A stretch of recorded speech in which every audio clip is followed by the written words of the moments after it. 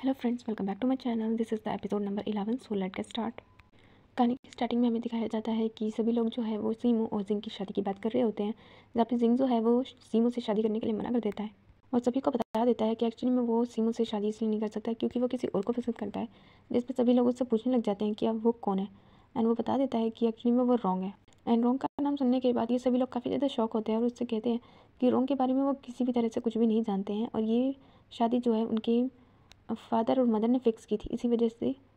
वो दोनों उन दोनों को ही शादी करनी होगी। और यहाँ पे रोंग को दिखाया जाता है जो एक रेस्टोरेंट में काफ़ी सारे फूड वगैरह के साथ जिंग का वेट कर रही होती है ताकि वो यहाँ पे आ सके। और साथ में हमें सिक्स प्रिंस को दिखाया जाता है जो कि कोंग को ढूंढ रहे होते हैं, कैंग को ढूंढ रहे होते हैं काफ़ी टाइम से, ताकि वो उसे अपने साथ रख सके। और हमें कैंग को दिखाया जाता है जो कि काफ़ी ज़्यादा दुखी होता है अपने मदर के मरने से, और वो सड़कों पे ऐसे ही घूम रहा होता है और वही बेहोश हो जाता है। और नेक्स्ट सीन में ही हमें उसे दिखाया जाता है कि वो एक जगह पे होता है जहाँ पे सुमो जो है वो उसके साथ होती है एंड उसका ख्याल रख रही होती है। एंड यहाँ पे वो सुमो को देख के काफ़ी ज़्यादा हैरान होता है, उसे थैंक्स कहता है उसकी हेल्प करने के लिए, और साथ में वो अपनी मदर की भी बातें करता है, जिसपे सुमो जो है वो उसे पास से बाहर निकल कर उसकी लाइफ पे फोकस करने के लिए कहती है। और हमें रोंग को दिखाया जाता है जहाँ पे वो जिंग का वेट करते करते उसे रात हो जाती है एंड उसके पास रेस्टोरेंट का जो सर्वेंट है वो आता है और वो कहता है कि अब जो है वो उसकी शॉप को बंद करने का टाइम हो चुका है, जिस पे वो काफ़ी हैरान होती है, शॉक होती है कि जिंग अभी तक उससे मिलने नहीं आया। और इसी वजह से वो सीधा वहाँ पे आ जाती है जहाँ पे जिंग है, और यहाँ दिखाया जाता है कि जिंग से मिलने के लिए उनके 7 मास्टर के हेड आते हैं जो कि उसे समझाने की ट्राई करते हैं, लेकिन जो जिंग है वो अभी भी उनकी बात नहीं मान रहा होता और वो कहता है कि वो सिर्फ रोंग से शादी करेगा। इसीलिए वो जिंग को कहीं पे भी आने जाने से रोकने के लिए उसे रूम में ही लॉक कर देते हैं। और हमें दिखाया जाता है रोंग जो है वो इन लोगों के घर में पहुँच चुकी होती है और इन लोगों की बातें सुनती है, जिससे उसे पता चल जाता है कि एक्चुअली में इन सब लोगों ने जिंग को रूम में बंद कर दिया है क्योंकि जिंग ने सुमो से शादी करने के लिए मना कर दिया था। जिसके बाद हमें नेक्स्ट डे का सीन दिखाया जाता है जहाँ पे हमें सिस्टर को दिखाया जाता है एंड उनके साथ सारे के सारे 7 ब्रदर्स होते हैं जो कि मार्केट में घूम रहे होते हैं। और तभी वहाँ पे रोंग हो जाती है, वो भी भिखारी बन के, ताकि वो उनसे जिंग के रूम की चाबी को चुरा सकें। लेकिन जो चाबी है वो हमारे सबसे स्मार्ट बॉय के पास होती है, इसी वजह से वो चुरा नहीं पाती और इसीलिए वो सेकंड टेक्निक यूज़ करती है और फॉर्चून टेलर बन जाती है और उन सभी लोगों को रोकती है और उनसे उनके भविष्य के बारे में बताती है, जहाँ पे पहले इसका कोई भी बिलीव करता नहीं है, लेकिन ये उनके बारे में कुछ फेमस बातें बोलती है जो कि इनके बारे में सभी लोग जानते हैं। और ये सब सुनने के बाद वो बेवकूफ़ बन जाते हैं और उसकी बात सुनने लगते हैं। एंड फाइनली वो उन सभी को अपनी बातों में ले आती है और उनसे उनका फ्यूचर देके बताती है कि तुम्हारे घर में अभी किसी की शादी होने वाली है, लेकिन अगर वो शादी हुई तो उनके लिए काफ़ी ज़्यादा बुरा होगा। मैं वार्निंग दे रहा हूँ कि उन दोनों की शादी ना कराए। जिस पर इनमें से कोई भी इंसान नहीं मानता और इसे वैसे ही बकवास करता हुआ समझ के छोड़ देते हैं। और हमें रात को सीन दिखाया जाता है जहाँ पे ये सभी लोग जो है वो एक साथ बैठे होते हैं और अचानक से उनकी दरवाजे पर नॉक होता है और सभी लोगों को कुछ इस तरह के विजन दिखाए जाते हैं कि यहाँ पे एक बहुत ही ज़्यादा पावरफुल सुपर नेचुरल वाला घोस्ट है, जिससे अगर ये लोग फाइट करने जाएंगे तो इनका फाइट करना आसान नहीं होगा। और इसीलिए सभी लोग जो है वो सोचने लग जाते हैं कि फॉर्चून टेलर ने बिल्कुल सही कहा था। और हमें यहाँ पे मास्टर सिस्टर को दिखाया जाता है जो कि जिनके पास आती है और उसके रूम को अनलॉक कर देती है और वहीं पर उसे रोंग मिलती है, जहाँ पे सिस्टर जो है वो उन दोनों को यहाँ से जाने के लिए कहती है और वो दोनों के दोनों घर से भाग जाते हैं। जिसके बाद सिस्टर जो है वो अपने ब्रदर के पास आती है और यहाँ दिखाया जाता है कि इन्हें पता चल चुका होता है कि ये सब एकदम बकवास था और उस फॉर्चून टेलर ने उन्हें बेवकूफ़ बनाया, साथ में यहाँ पे घोस्ट वगैरह ये सारी की सारी चीज़ें प्लान की हुई थी। एंड वो सिस्टर से जिंग के बारे में पूछते हैं, जहाँ पे सिस्टर उन्हें कहती है कि जो रोंग और जिंग है वो एक दूसरे से बहुत ज़्यादा प्यार करते हैं, इस वजह से हमें उन्हें अकेला छोड़ देना चाहिए। वो दोनों वैसे ही उन दोनों को साथ में रहने देना चाहिए और सुमो की और जिंग की शादी नहीं करानी चाहिए। इस बात पे वैसे कोई भी ब्रदर राजी नहीं होता और वो सिस्टर की कोई भी बात नहीं सुनते। और हमें यहाँ पे जिंग और रोंग को दिखाया जाता है जो एक जगह पे रुके होते हैं एंड वहीं पे अपना टाइम स्पेंड करते हैं। हमें नेक्स्ट डे का सीन दिखाया जाता है जहाँ पे रोंग जो है वो पॉन्ड के पास होती है एंड जिंग को बुला रही होती है, लेकिन जो जिंग है वो काफ़ी ज़्यादा सोच में होता है,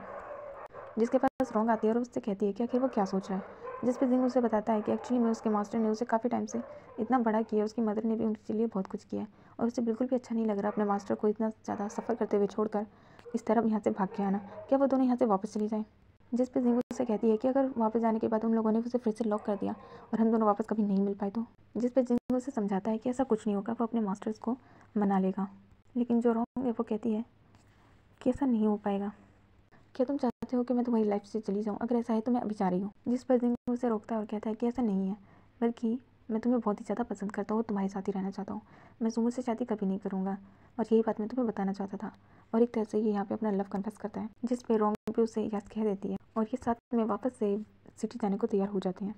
जिसके बाद हमें यहाँ पर सुमो और कैंग को दिखाया जाता है, जहाँ पे कैंग जो है वो अब बिल्कुल ठीक हो चुका होता है, यहाँ से जा रहा होता है और सुमो उसे रोकती है, उससे पूछती है कि अगर वो कहाँ जा रहा है। जिस पे कैंग उसे कहता है कि मुझे अपनी आइडेंटिटी का तक पता नहीं है, मुझे नहीं पता मैं कहाँ जा रहा हूँ और क्या करूँगा। जिस पे सुमो उसे कहती है कि तुम अपने पास्ट को भूल कर एक नई शुरुआत करो। जिस पे वो उससे पूछता है कि एक नई शुरुआत का क्या मतलब है, जहाँ पे वो उसे गले लगाती है और कहती है कि तुम्हें अपने पास्ट को भूल कर एक न्यू लाइफ स्टार्ट करना चाहिए जैसी तुम चाहते हो, और मैं तुम्हारी हूँ, मैं तुम्हारे साथ हमेशा रहूँगी। हम दोनों एक नॉर्मल पीपल्स की तरह साथ में रह सकते हैं विलेज में, और काम कर सकते हैं और अपनी लाइफ स्पेंड कर सकते हैं। जिसके लिए कैंग जो है वो तैयार हो जाता है। जिसके बाद दिखाया जाता है कि ये दोनों जो है वो मार्केट में घूम रहे होते हैं, और तभी जो कैंग है वो सुमो के लिए कुछ लेने के लिए जाता है और वहाँ पे वो किसी की आवाज़ सुनता है, और वो आवाज़ सुनने के बाद वो सुमो को लेकर वहाँ से जल्दी से चला जाता है। और दिखाया जाता है कि एक्चुअली में वो आवाज़ किसी और की नहीं बल्कि सिक्स प्रिंस के सैनिकों की थी, जहाँ पे वो अभी भी कैंग को ढूंढ रहे होते हैं, और कहते हैं कि वो बस बेशक से उसका ब्लड रिलेटेड सन नहीं था, लेकिन वो फिर भी उसे हमेशा अपना बेटा ही समझते हैं। और हमें यहाँ पे कैंग को और सुमो को दिखाया जाता है, जहाँ पे किसी वजह से इन दोनों के बीच में फाइट हो जाती है, एंड जो कैंग है वो उसे अकेले रूम में सोने के लिए बोलकर यहाँ से चला जाता है। और हमें यहाँ पर जिंग और रोंग को दिखाया जाता है,